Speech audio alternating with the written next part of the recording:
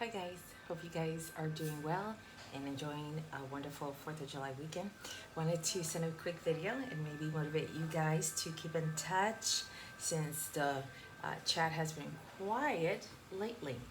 I've been reading a few books that a friend of mine shared with me, so I deviated from the book selections that we already have. So I wanted to share with you what I've been reading. One of the books, the first one that I started reading was The Little Bookshop on the Seine. It's by Rebecca Raisin. This is the cover of it. And obviously it's set in voila, Paris. It's the story about Sarah. She's the owner of a small bookshop in a small town in the United States, and she's struggling.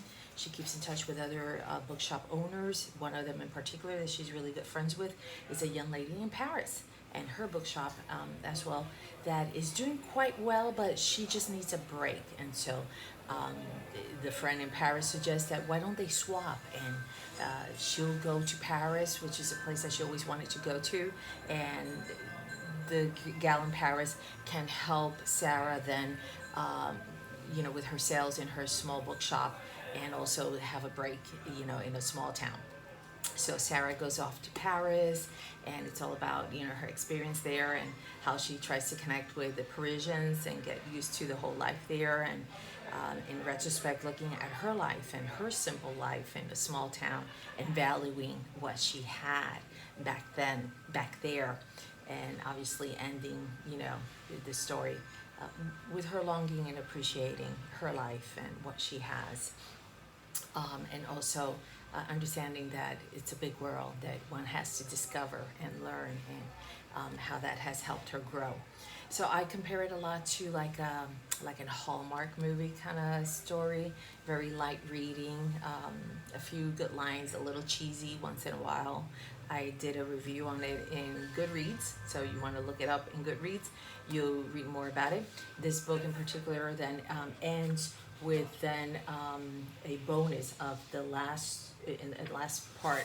Has about 300 stories, 365 pages, and then it starts with the first 12 chapters of The Bookshop on the Corner, which is then the backstory of Sarah and her boyfriend Ridge. So if by reading this book you kind of fall in love with Sarah and Ridge and want to find out more about them and how they met and how their relationship started, then so she shares that. So this book is part of a series that she's written kind of along the same lines of this one. So it was a good introduction to her writing, and I enjoyed it. Again, light reading. The next book is The Woman in the Room, The Only Woman in the Room.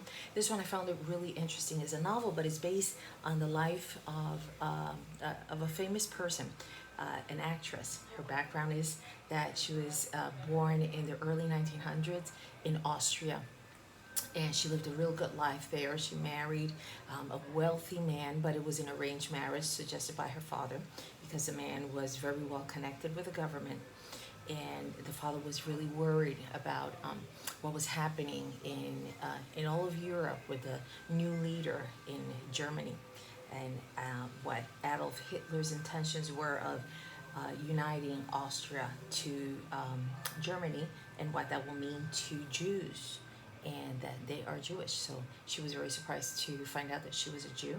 They were non-practicing, and the parents never shared anything about that background of them.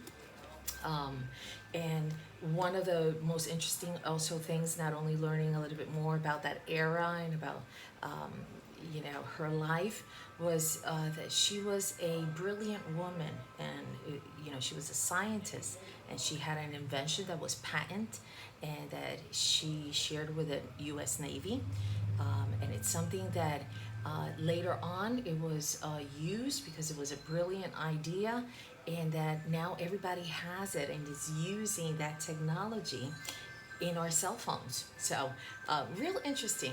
The author is an attorney, and she has written other books like The Other Einstein, which is about Albert Einstein's wife, again a novel but with the background of her life, and Carnegie's Maid. So if you're interested in the author or reading this book, I got it here for you. And lastly, I started reading a book in Spanish. I wanted to read something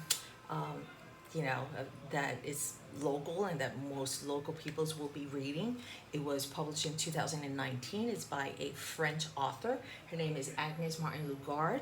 Her background is that she's a clinical psychologist. She had worked, and her background is working with a child protection agency in France.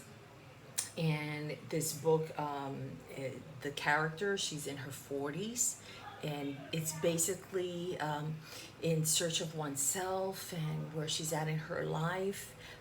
And the big question is, can we find happiness if we lie to our own selves?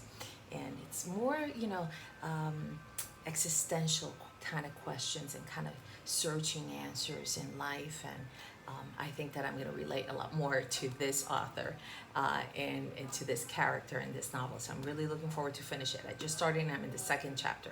So anyway, hope you guys are having fun too. Bye.